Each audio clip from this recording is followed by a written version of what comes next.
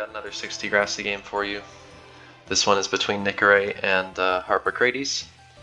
It's quite a competitive game featuring a couple of unique books, and yeah, it's great to have Nikaray back playing some games. Sure, he was shaking off a little bit of rust, but I even get rusty just being away from the game for 2 weeks or a month, and he's been away for several months. So yeah, we'll see if he can right the ship here and get a win.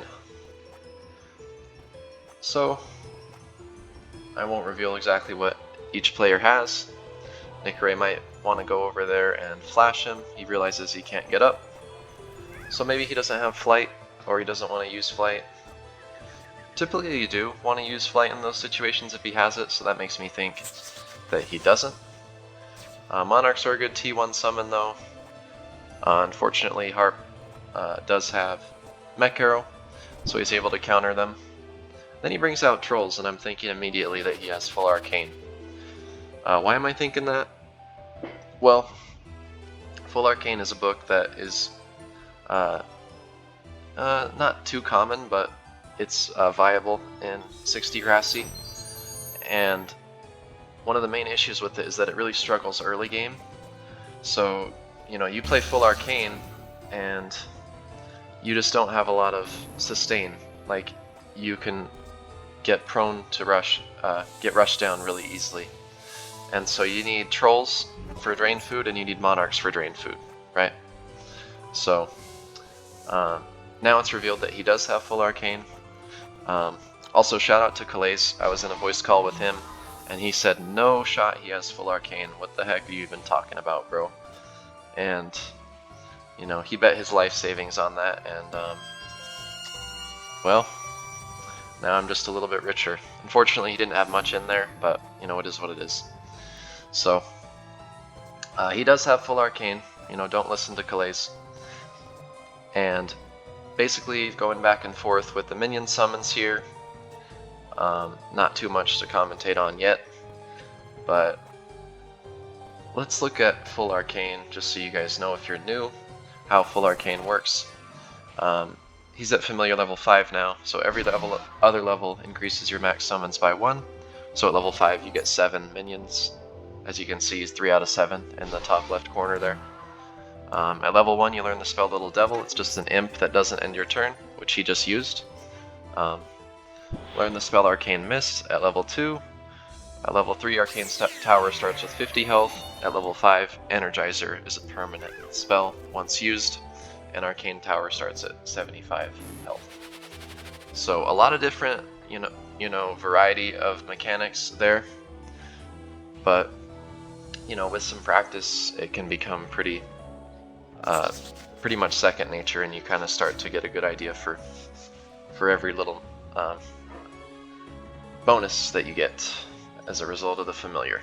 So it's funny that Nikaray is very much someone who prioritizes minion play, and so in Arcane it really fits his style because you literally just try to tower up and just spam minions.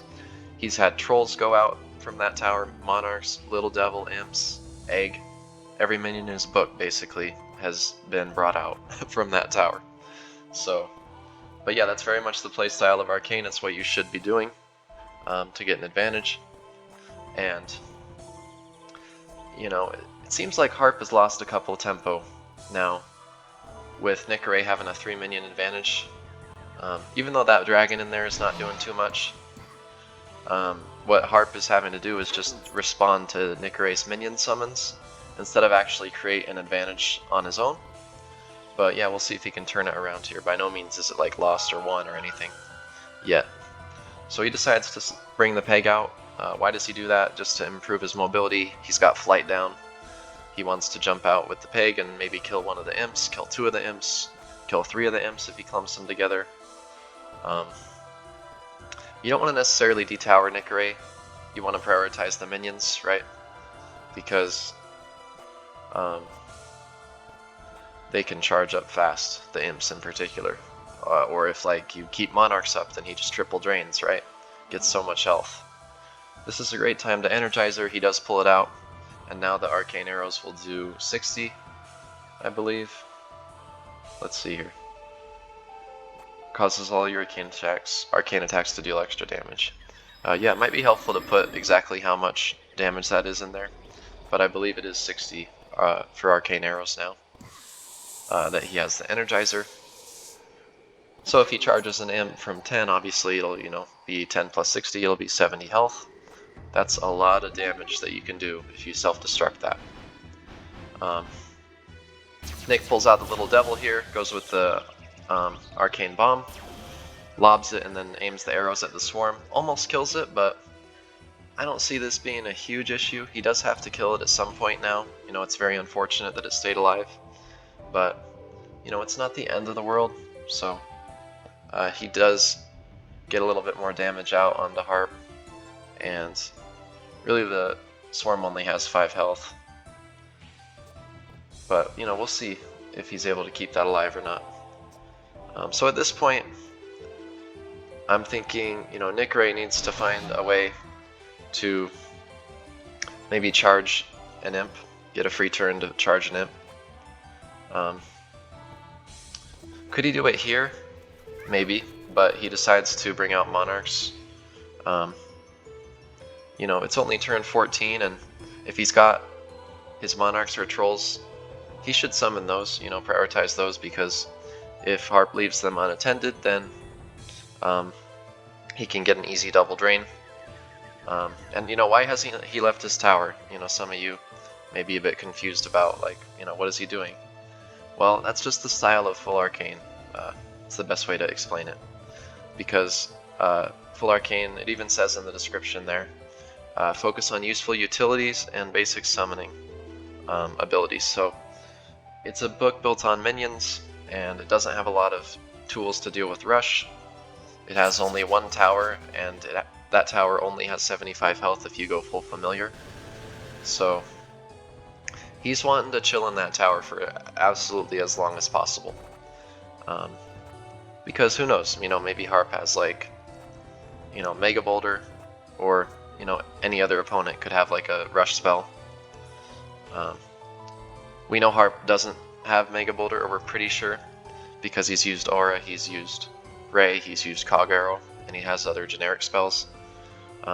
Typically, you can fit everything generic in, like Flight Prot, Flash, Pegasus, Dark Knight, and you have 2 flex slots.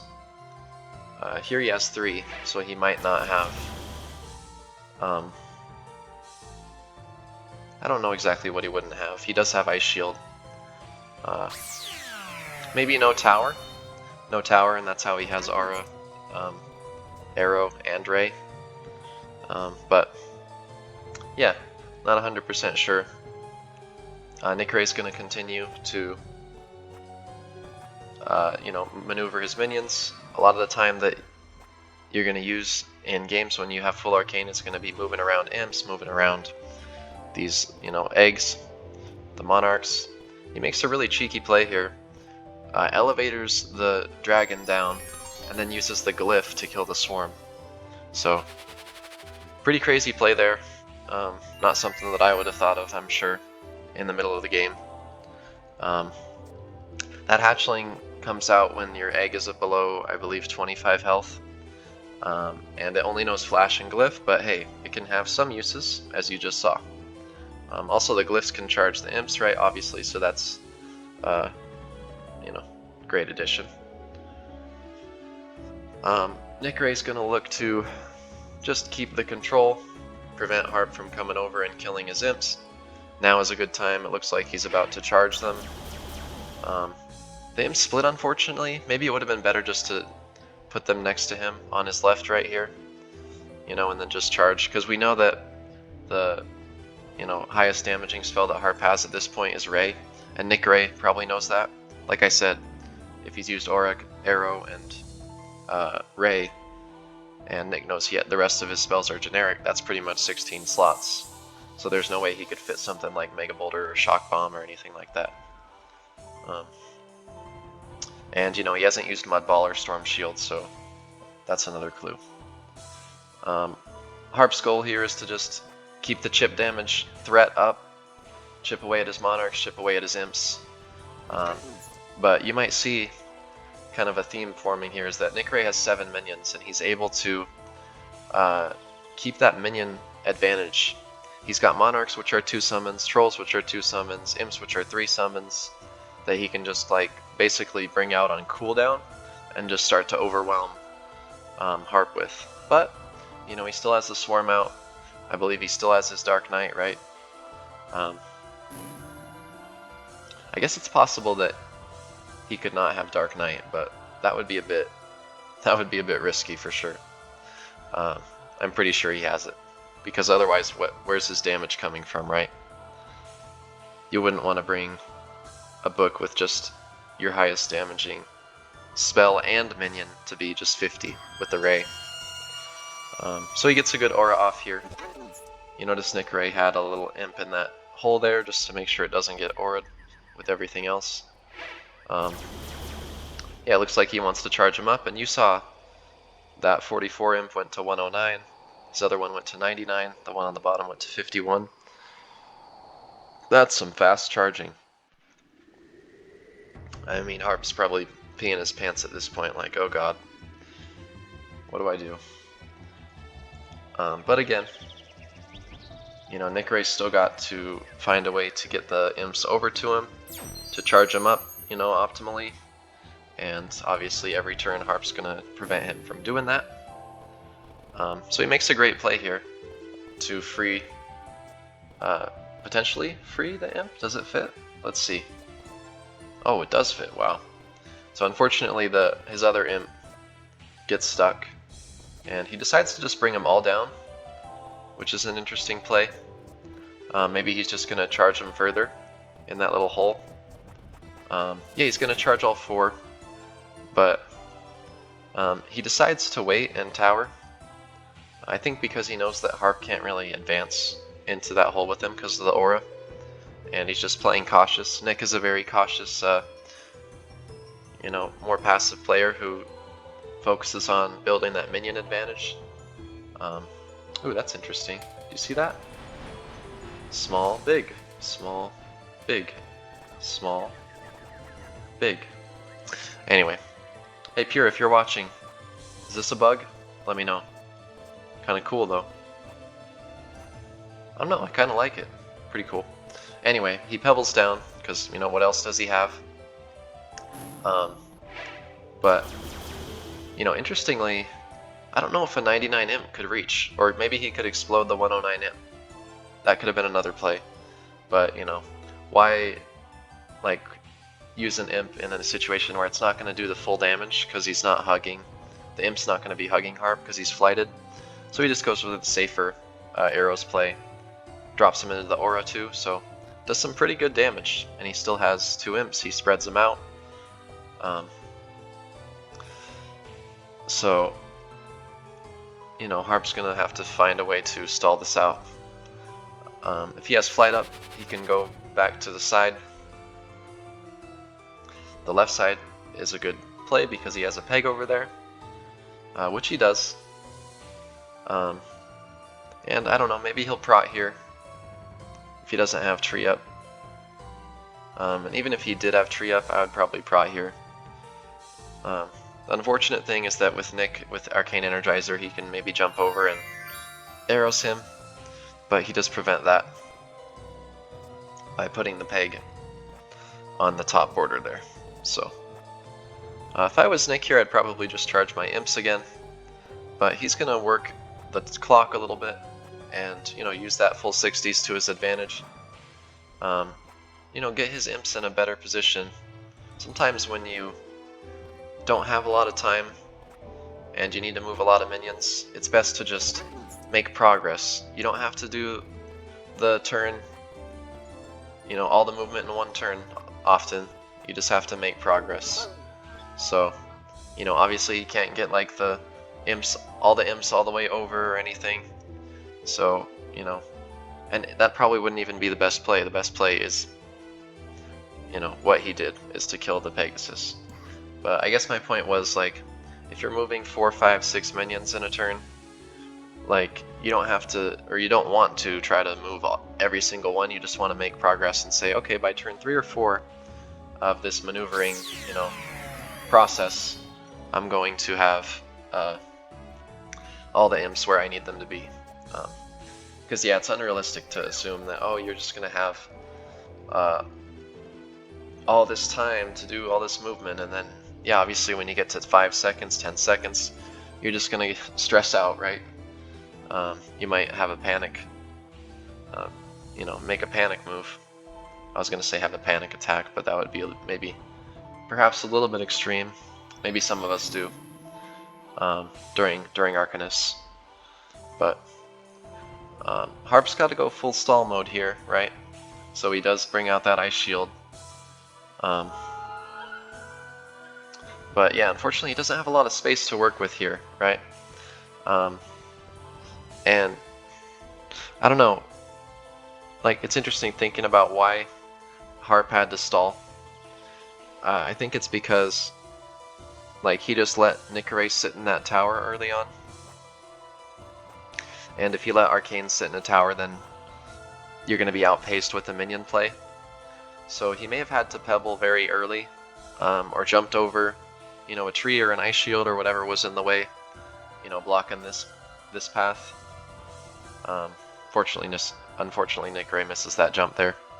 But yeah, he probably should have, rather than camped on this left side, tried to get over to Nikaray and pebbled him early before he got any huge advantage minion-wise.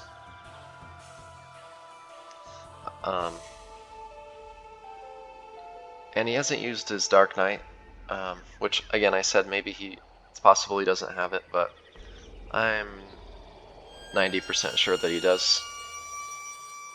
Because what would be his win con? In that case, he wouldn't have a win con. It would pretty much be Swarm, but Swarm is going to be difficult to win you games now that you can only use one. So he also didn't have a chance to get his Dark Knight out, and I would have done that earlier as well. Because the problem is, if you wait to get your Dark Knight out, first of all, he waited so long he actually is not able to get it out at all, and he has to stall before he has it out. But also, if you wait too long, you get your opponent,